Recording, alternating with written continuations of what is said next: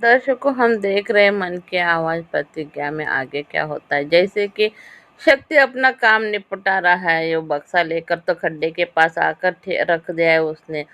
और जैसे वो अपने कमरे में निकल जाता है और इधर दादी को प्यास लगती है, तो दादी पानी लेने के लिए किचन की तरफ बढ़ती है। लेकिन क्या शक्ति को मालूम नहीं कि दादी अब जग गई है और किचन की तरफ चली गई है। तो शक्ति कमरे में आकर केसर को उठाता है और कहने लगता है, चल रानी, अभी तुझे मैं जन्नत दिखाता हूँ। आज तो तेरा काम तमाम हो गया है। मेरी जान, तेरी वजह से मेरी आरुषि मुझसे दूर हो गई और वो मुझे पास आने भी नहीं देती। तुझे तेरे मैके जाना था ना, तो चल मैं तुझे मैके छोड़ आता हूँ अभी। और शक्ति केसर को उठाकर कमरे से बाहर लेकर आता है। दर्शक को दादी को अंधेरे में दिखाई नहीं देता है, कि लगता है कि कोई आया है कमरे में। तो दादी उसके पीछे बाहर आती है और अंधेरे में बार बार वो निखर के देखने लगती है। तभी दादी को केसर का चेहरा दिखाई देता है और जैसे ही दादी केसर को देखती है तो दादी चौंक जाती है कि ये क्या कर रहा है। तभी दादी जोरों जोरों से घंटी बजाने लगती। शक्ति तब तक तो बक्से में केसर को डाल चुका होता है। शक्ति दौड़कर दादी की तरफ आता है और दादी को उसकी घंटी रहती है वो छीन लेता है और फेंक देता है। लेकिन दादी की आवाज बंद होने की वजह से दादी आवाज भी नहीं दे पाती। और शक्ति दादी को, जैसे ही दादी घर के अंदर आने लगती है, तो दादी को वो बाहर लेकर जाता है। और जैसे ही दादी बाहर आने लगती है, तो जो गमला रहता है ना, वो दादी उसे नीचे गिरा देती है और आवाज से प्रतिज्ञा भी उठ जाती है। और ठाकुरानी बाहर आकर देखने लगती है, कुछ तो आवाज हुआ है। तभी ठाकुर सज्जन सिंह भी आकर कहने लगते, अरे यार, तुम कम मेरी नींद खराब करना छोड़ोगी। अरे देख, तुझे मैंने पहले ही बताया था कि शक्ति अपना काम कर रहा है, तुम इधर उधर मत झांको। तब तक तो आरुषि भी कमरे से बाहर आ जाती है। दर्शकों, और ठकुरानी कहने लगती है कि ए चमक, चलो, कहाँ जा रही है। तभी आरुषि भी कहने लगती है कि अम्मा, मैंने किसी आवाज सुनी ना, तो इसीलिए मैं बाहर आई। और आरुषि फिर से अम्मा से कहने लगती कि अम्मा, आगे का दरवाजा तो खुला है।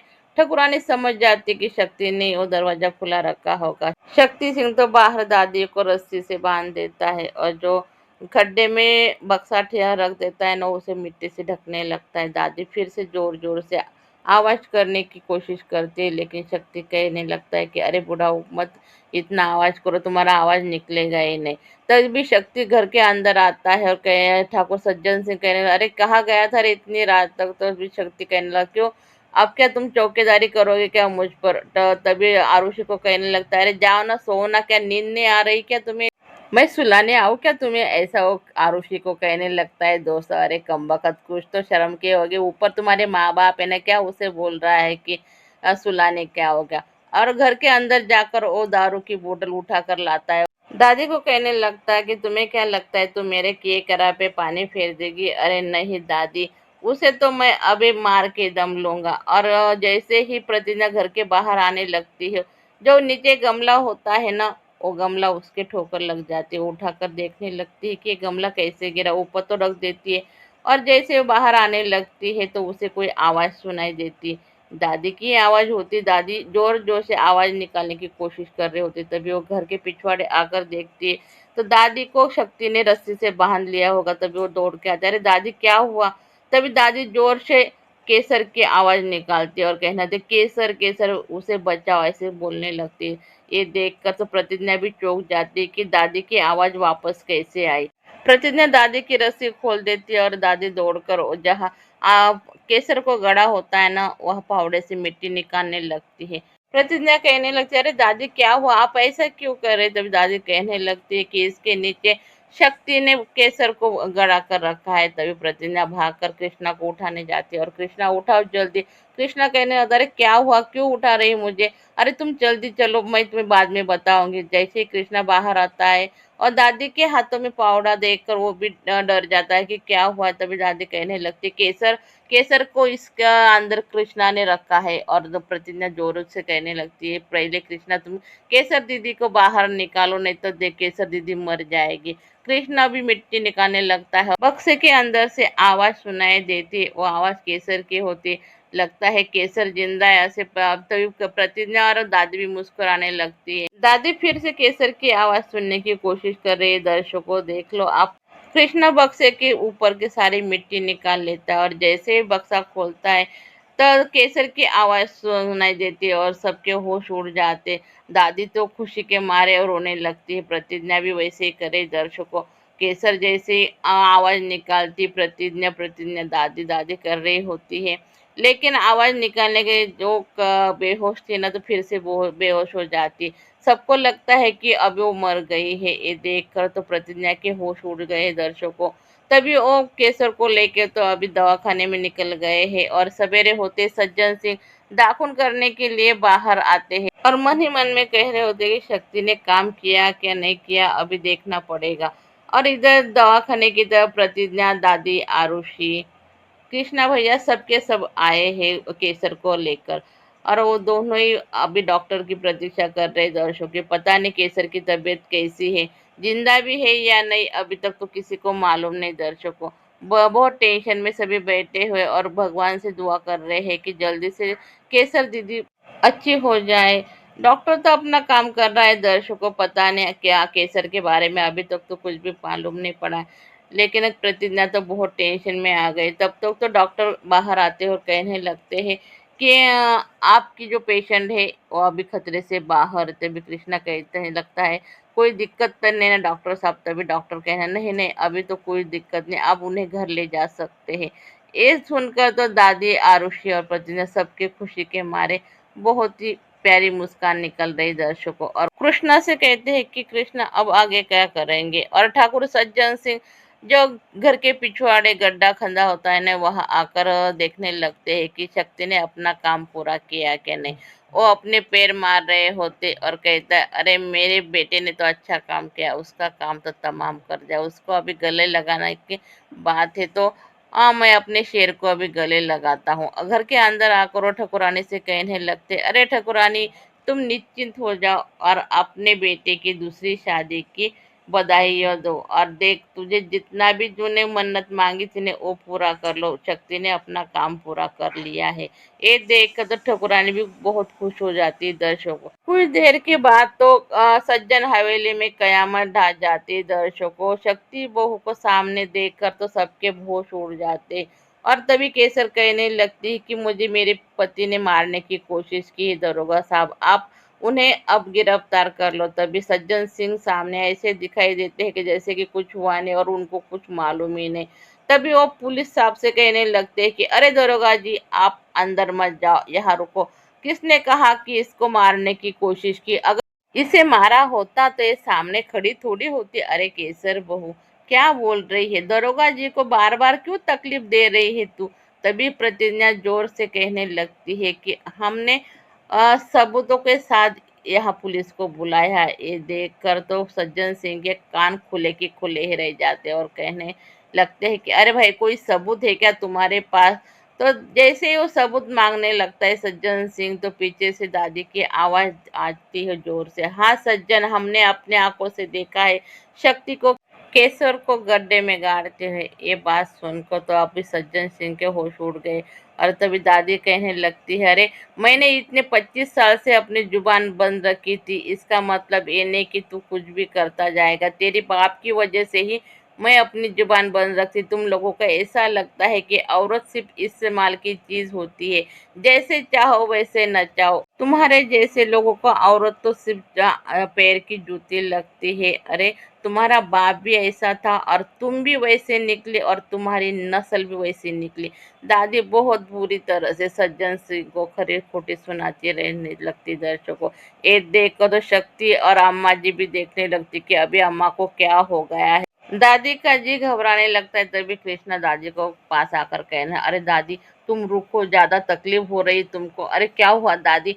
दादी कहने लगती है कि मुझे कुछ नहीं हुआ बेटा। लेकिन कृष्णा फिर से शक्ति पर भड़क जाता है कि तुम्हारी वजह से हमें ये दिन देखना पड़ रहा है। अरे तुम्हारी बीबी को तुम जिंदा गाड़ रहे थे, कुछ तो शर्म की होती भैया तुमने। अगर तुम मेरे भाई ने होते ना तो तुम्हें दिखा देता, मैं यहाँ तुम्हें गाड़ देता उस खड्डे में। तभी अम्मा भड़क जाती है अरे बाबा क्या बोल रहा है, इस पढ़ी लिखी मास्टरनी के कारण तो अपने बड़े भाई को गोली मारने की बात कर रहा है। अरे तुम्हारा भाई ये वो भी सगा सौतेला जैसा व्यवहार क्यों कर रहा है? तभी कृष्णा कहने लगता है अरे अम्मा तू मेरी बात समझने की कोशिश कर। उसने अपनी बीवी को मारने की कोशिश की, तुझे ये बात समझ में नहीं आई क्या? तो एक औरत होकर दूसरी औरत के खिलाफ कैसे जा सकती है अम्मा? तभी शक्ति केसर की तरफ बढ़ने लगता है और कहने लगता है, अरे केसर, मुझे माफ कर दे, मुझसे भूल हो गई, मैं तुझे आइंदा ऐसी कोई भी तकलीफ नहीं दूंगा। लेकिन तू पुलिस वालों को बोल देना मैंने तुझे मारना नहीं चाहा, मैं तुझे कभी भी नहीं मारूंगा, और मैं तुझे मारूंगा कि मैं तुझे कितना प्यार कर, तू तो समझ में आता है ना तुझे मैं तुझे कितना प्यार कर। तभी वो आरुषि की तरफ देख कर कहता है, तू चाहे तो मैं इसे छोड़ दूंगा, तुम्हें अच्छा लगेगा ना कि मैं आरुषि को छोड़ दूं? ए चली जा आरुषि तू यहाँ से, मैं तुम्हारे साथ ही रहूंगा केसर, लेकिन तू पहले पुलिस वालों को बोल दे कि तुम यहाँ से निकल जाओ। आरुषि को आकर कहता है कि तुम अब यहाँ से चली जा, और बाबूजी इसे इसके घर भेजने का तुम बंदोबस्त कर दो यार, खामखा इसकी वजह से हमारे पति पत्नी में इतनी दूरियां आ गई। शक्ति फिर से केसर की तरफ आता है और कहने लगता है, केसर मुझे माफ कर दो, लगता है मुझे अब तुम्हारे पैर ही पड़ने पड़ेंगे। तभी के सच में शक्ति केसर के पैर पड़ने लग जाता है दर्शकों को, लेकिन केसर तो पीछे हट जाती है, और दरोगा जी आप इन्हें अब यहाँ से लेकर जाओ। तभी जो पुलिस वाले रहते हैं वो कहने लगते हैं, शक्ति चलो तुम्हारा अभी टाइम पूरा हो गया। दरोगा जी फिर से शक्ति से कहने लगते हैं कि तुम पर तो अभी दो दो मुकदमे चलेंगे शक्ति सिंह, एक जो पहले बीबी को तुमने मारने की कोशिश की, और दूसरा पहली शादी होने के बाद भी तूने दूसरी शादी की। तभी शक्ति अपने बाबूजी की तरफ मुड़कर बोलने लगता है, अरे बाबूजी कुछ तो करो, तुम जैसे ही वो बोलने वाला होता है कि तुमने ही कहा था मुझे कि केसर को मारना, तभी ठाकुर सज्जन सिंह शक्ति के मुंह पर जोरदार तमाचा मार देते और कहने लगते, अगर तू मेरी औलाद ने होता ना तो तुझे यही मैं गोली मार देता। ये सज्जन सिंह का अवतार देखकर तो आप शक्ति को भी समझ में आ गया कि उसके बाबूजी ने पलटी खा ली है, और तभी ठाकुर सज्जन सिंह उसे दरोगा जी से कहने लगते हैं कि लेके जाओ यहाँ से, मेरे सामने से हटाओ इसे। हवलदार साहब आकर शक्ति को हथकड़ी लगाते दर्शकों और उसे लेके जाने वाले होते, तभी नामा जी उसके पीछे आती है, अरे शक्ति बेटा रुक जाओ ना। तभी ठाकुर सज्जन सिंह जोर से ठकुरानी से कहने लगते कि ए ठकुरानी रुक जाओ, वरना मुझसे बुरा कोई नहीं होगा अगर तूने शक्ति के पीछे जाने की कोशिश की तो। दर्शकों हमें तो ऐसा लगा कि सज्जन ठाकुर साहब तो अभी कृष्णा को और प्रतिज्ञा को कुछ बोलने वाले होते हैं, लेकिन वो जानबूझकर ठकुरानी को ही टारगेट कर देते हैं। और जैसे ही इंस्पेक्टर साहब शक्ति को लेकर बाहर आते हैं तो उसके पीछे ठाकुर सज्जन सिंह आते और कहने लगते कि ए दरोगा जी जरा रुक जा, हमें हमारे लोंडे से कुछ बात करनी है। लेकिन इस बात सुनकर तो शक्ति भी अभी गुस्से में आ गया और कहने लगता अब क्या बात करनी बाबूजी आपको, पहले तो हमें पुलिस के हवाले कर दिया ना, आप कह रहे कि मुझे अपने लोंडे से बात करनी है। अरे भाई तू समझने की कोशिश कर, अरे कुत्ते तुम्हारे दिमाग में मैं क्या बोल रहा हूँ सुनाई दे रहा है क्या? अरे अगर तू मेरा नाम लेता तो मैं भी तुम्हारे साथ अंदर चला जाता ना, वरना हमको कौन छुड़ाता? ओ वो मास्टरनी, अरे वो तो यही चाहती है ना कि हम दोनों बाप बेटे अंदर चले जाए और वो हमारे छाती पे मूंग दले। अरे बेटे तू जा, मैं तेरा इंतजार करता। अरे बाबूजी ध्यान में रखना मैं तुम्हारा बेटा हूँ, नहीं तो भूल जाओगे कि तुम्हारा एक ही बेटा है। वो कृष्णा के बाजू में मत बैठ जाना। तभी कृष्णा सज्जन सिंह को अंदर आकर कहने लगता है, बाबूजी ये सब तुम्हारी वजह से है। ठाकुर सज्जन सिंह कहने लगते कि अगर तूने मेरे बीच में कुछ बोलने की बात की ने बबुआ तो मुझसे बुरा कोई नहीं होगा। कहा है वो केसर, बुलाओ उसे मेरे सामने। तभी ठाकुर सज्जन सिंह ऊपर जाने लगते हैं, लेकिन कृष्णा उनको रोकने की बहुत कोशिश करता है दर्शकों।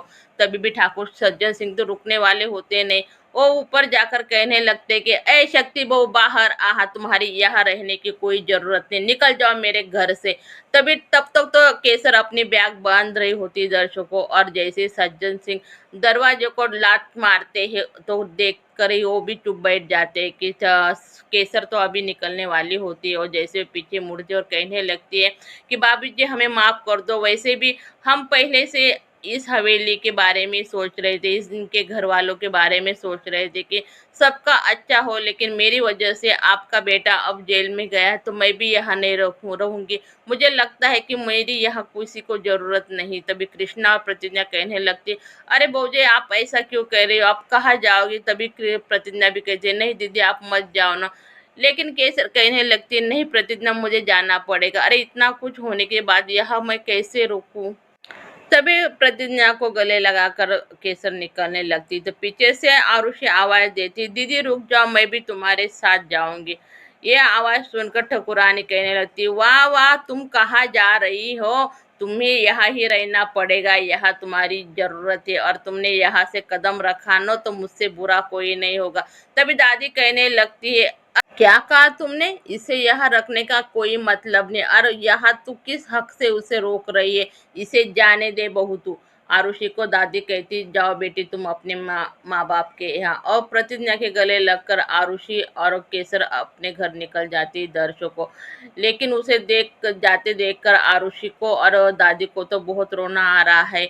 पता नहीं आगे जाके क्या होगा, लेकिन अम्मा जी तो बहुत ही गुस्सा कर रही हो और इतना तांडव कर रही है कि ऐसा लग रहा है कि पूरे हवेली को अभी आग लगा देंगी। दर्शकों, आपको वीडियो अच्छी लगी हो तो वीडियो को लाइक कीजिए, चैनल को सब्सक्राइब कीजिए। धन्यवाद।